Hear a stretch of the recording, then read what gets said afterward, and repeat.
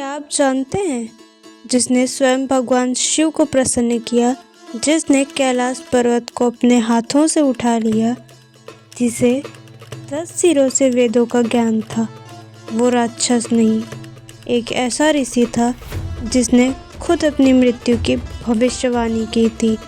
पर सवाल ये है, क्यों एक शिव भक्त ब्राह्मण धीरे धीरे अहंकारी राक्षस बन गया?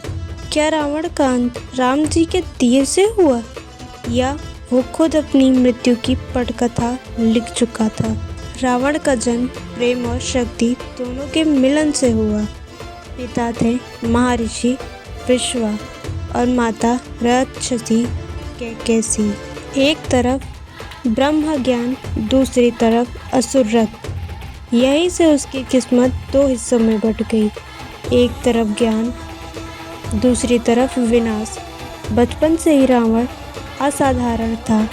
कहते हैं उसने मात्र 12 वर्ष की उम्र में चारों वेद कंठस्थ कर लिए। पर उसे सिर्फ ज्ञान नहीं चाहिए था, वो चाहता था संपूर्ण ब्रह्मांड पर शासन।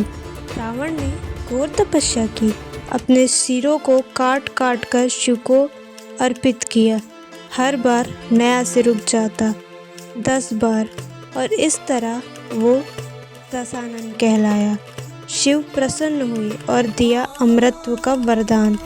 पर रावण यही नहीं रुका, उसने खुद कैलाश पर्वत उठाने की कोशिश की। पर्वत कांपा, शिव ने क्रोधित होकर पैर रखा, रावण का शरीर दब गया। तब उसने करुणा से शिव तांडव स्तोत्र की रचना की, जिसे सुनकर स्वयं महादेव ने उसे क्षमा कर दिया। लेकिन यही वो क्षण था जहाँ उसकी भक्ति के साथ उसका अहंकार भी जन्म ले चुका था। लंका, सोने की नगरी, आकाश में उड़ने वाला महल, असंख्य रत्न और ऐसी समृद्धि जो आज भी किसी देश में नहीं। रावण ने विज्ञान, आयुर्वेद और संगीत में भी योगदान दिया।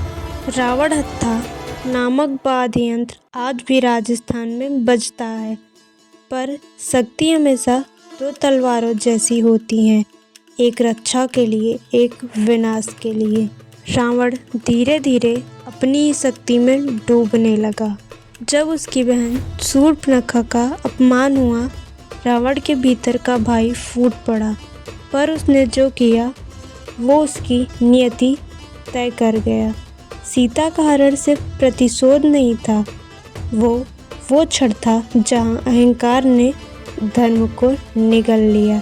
पर क्या आपने ध्यान दिया, लंका में 1 साल तक रहने के बाद भी रावण ने माता सीता को छुआ तक नहीं, क्योंकि वो जानता था स्त्री का स्पर्श नहीं, उसकी प्रतिष्ठा का हरण सबसे बड़ा पाप है।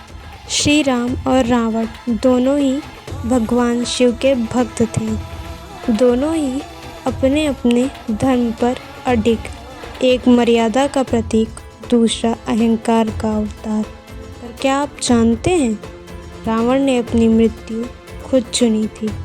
उसने माता सीता के माध्यम से श्री राम को बुलाया, क्योंकि वो जानता था केवल विष्णु अवतार के हाथों मरकर ही उसे मोक्ष मिल सकता है। मरते समय उसने लक्ष्मण को नीति का उपदेश दिया, कभी भी सही समय आने से पहले कोई कार्य मत करो, और शत्रु को कभी कमज़ोर मत समझो। या बोले रावण, वो व्यक्ति जो मृत्यु से पहले ही शिक्षक बन गया। श्री राम ने कहा, रावण राक्षस नहीं था, वो ज्ञान और शक्ति का सागर था, बस उसकी नाव अहंकार की लहरों में डूब गई। आज भी रावण हर दशहरे पर जलाया जाता है। पर क्या वाकई वो बुराई थी, या वो दर्पण था जो हमारी सीमाएं दिखाता है? तो अब आप बताइए, क्या रावण खलनायक था, या वो सबसे बड़ा नायक, जिसने खुद अपनी मृत्यु चुनी ताकि धर्म की विजय हो सके? अगर इस कहानी ने आपके सोचने का नज़रिया बदल दिया हो, तो इस वीडियो को लाइक करें, शेयर करें और कमेंट में लिखें जय श्री राम।